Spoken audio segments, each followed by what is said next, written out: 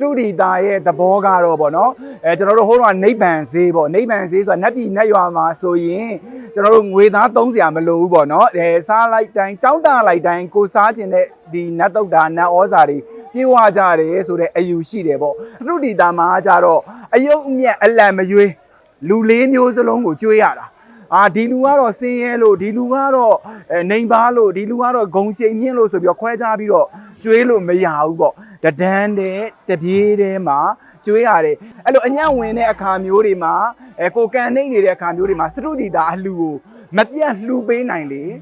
အဲ့အညံ့အစိုးကနေအမြန်လွတ်မြောက်တယ်လို့ဒါရှင်းလူကြီးတမက်စင်တွေပေါ့ကျွန်တော်တို့နတ်ဆရာကြီးတွေနောက်ဒီလော်ကီစီရင်ဆရာကြီးတွေမှတမရလည်းဒါညွှန်ကြားခဲ့တာရှိပါတယ်ဗျဟုတ်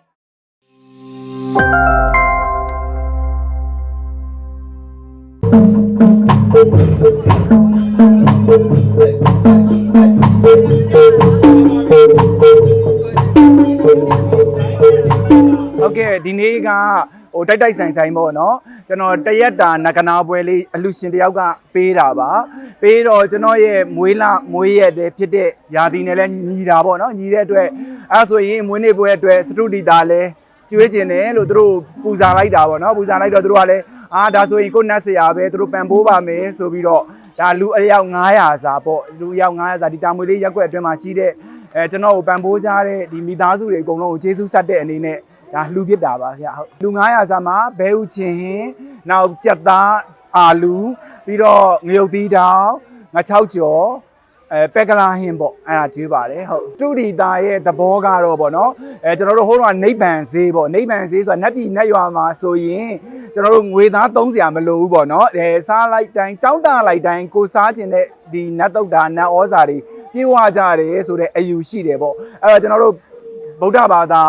ဗမာလူမျိုးများဟာဒီအယူမင်္ဂလာကိုယူပြီးတဲ့အခါကျတော့ဒီစတုဒီတာအလှူလေးတွေကိုလုပ်ကြပါတယ်လုပ်တဲ့အခါမှာစတုဒီတာလှူတဲ့သူကလည်းစေတနာ3တန်အရာပြဋ္ဌာန်းပြီးလှူတဲ့အခါကျရင်ပုံမိုးပြီးတော့ကြီးမြောက်တယ်ပေါ့နော်ဒီခုနစတုဒီတာကိုလာပြီးတော့စားတောက်တဲ့အလှူခံတဲ့ပုံကိုပေါ့အလှူခံတဲ့ပုံကိုမှာစတုဒီတာမှာကြတော့အယုတ်အမြတ်အလံမရွေးလူလေးမျိုးစလုံးကိုကျွေးရတာဒီလူကတော့စင်းရဲလို့ဒီလူကတော့နေပါလို့ဒီလူကတော့ဂုံရှိန်မြင့်လို့ဆိုပြီးခွဲခြားပြီးတော့ကျွေးလို့မရဘူးပေါ့တဒန်းတဲ့တပြေးတဲ့မှာကျွေးရတယ်ကျွန်တော်တို့ပြန်ပြောရင်တော့စီစီလုံးတယောက်နဲ့တယောက်ပိုးပြီးတော့ကျွန်တော်တို့ဗုဒ္ဓဘာသာဓမ္မလူမျိုးချင်းတိုင်းသားညီကိုမောင်နှမအချင်းပိုးပြီးတော့စီလုံးမှုကိုလည်းရစေတယ်ပေါ့နော်ခွဲခြားမှုလုံးဝမရှိဘဲနဲ့ကျွေးတဲ့တရားဖြူတဲ့အလူဖြစ်တဲ့အတွက်လာရောက်အလူခံပေးတဲ့ပုံကိုယ်တွေမှာလည်းဒီလူတဲ့တိတ်တိလူမျိုးပဲအလူခံပုဂ္ဂိုလ်မှလည်းရပါတယ်စတုဒီတာလှူတဲ့အလူသမားကအဓိကကတော့ကျွန်တော်တို့ခက်ခဲတွေနဲ့ကြုံတွေ့ရတာတွေအစိုးအညံ့တွေနဲ့ကြုံတွေ့ရတာတွေကျွန်တော်တို့ဟိုဘေးရင်မှာဆိုရင်ဟာရှိတယ်လေဒီအညံ့နဲ့ဝင်တာရှိတယ်အညံ့ထွက်တာရှိတယ်ပေါ့နော်အညံ့ဝင်ပြီးဆိုရင်လည်းသိတာတယ်အညံ့ထွက်ပြီးဆိုရင်လည်းသိတာတယ်ပေါ့အဲ့လိုအညံ့ဝင်တဲ့အခါမျိုးတွေမှာကိုကန်နှိမ့်နေတဲ့အခါမျိုးတွေမှာစတုဒီတာအလှူကိုမပြတ်လှူပေးနိုင်လေအဲ့အညံ့အစိုးကနေအမြန်လွတ်မြောက်တယ်လို့ဒါရှင်းလူကြီးတမက်စင်တွေပေါ့ကျွန်တော်တို့နတ်ဆရာကြီးတွေနောက်ဒီလော်ကီစီရင်ဆရာကြီးတွေမှတမရလည်းဒါညွှန်ကြားခဲ့တာရှိပါတယ်ဗျာ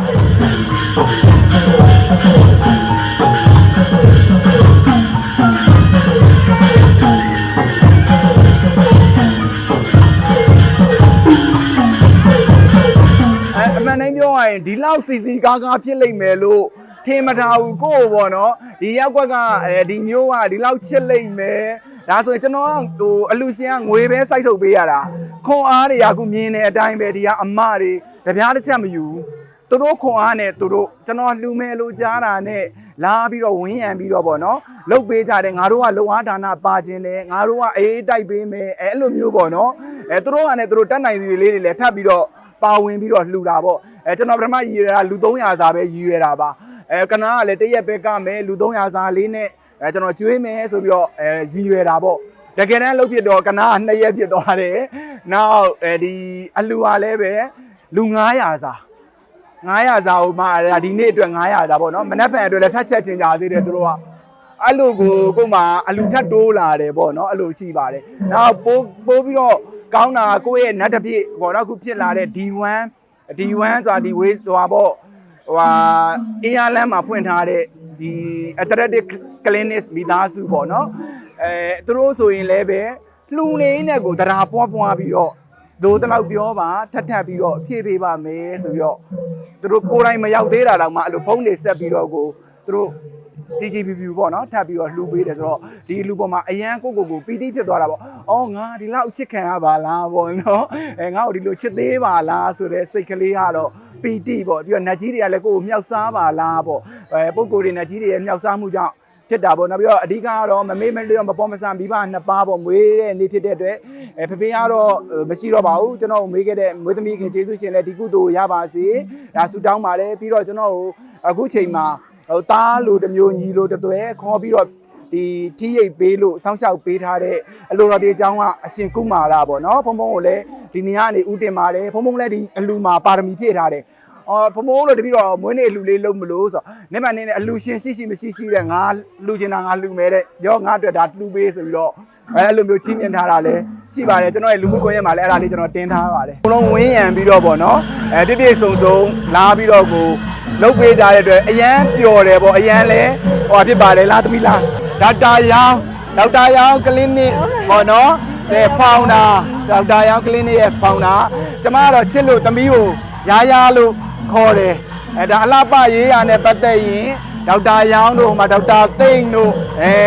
အခုဒီနဂနာပွဲကြီးကလည်း D1 မိသားစုကပေးတယ်ဆိုပေမဲ့ဒီနတ်သမီးရဲ့ဆက်ပေးမှုကြောင့်ရခဲ့တာပါအဲ့ဒါနဲ့တိုက်ဆိုင်ကိုမွေးနေလေးနဲ့ဒီစတုဒီတာကိုလူဘဝသူကတော်ဩတာလူလုံးချင်တာသူကလူတွေကိုလည်းလူချင်တယ်နတ်တွေကိုလည်း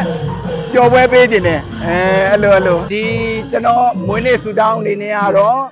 ကျွန်တော်နဲ့ဆက်သော9ရက်သားသမီးတွေကျွန်တော်ဝင်ရအားပေးကြတဲ့9ရက်သားသမီးတွေနောက်ပြီးတော့ကျွန်တော်တို့တနိုင်ငံနဲ့တမြေတဲ့နေတရေတဲ့တောက်ကြရတဲ့နိုင်ငံသူနိုင်ငံသားအားလုံးလည်းဒီမွေးနေ့မှာစား၍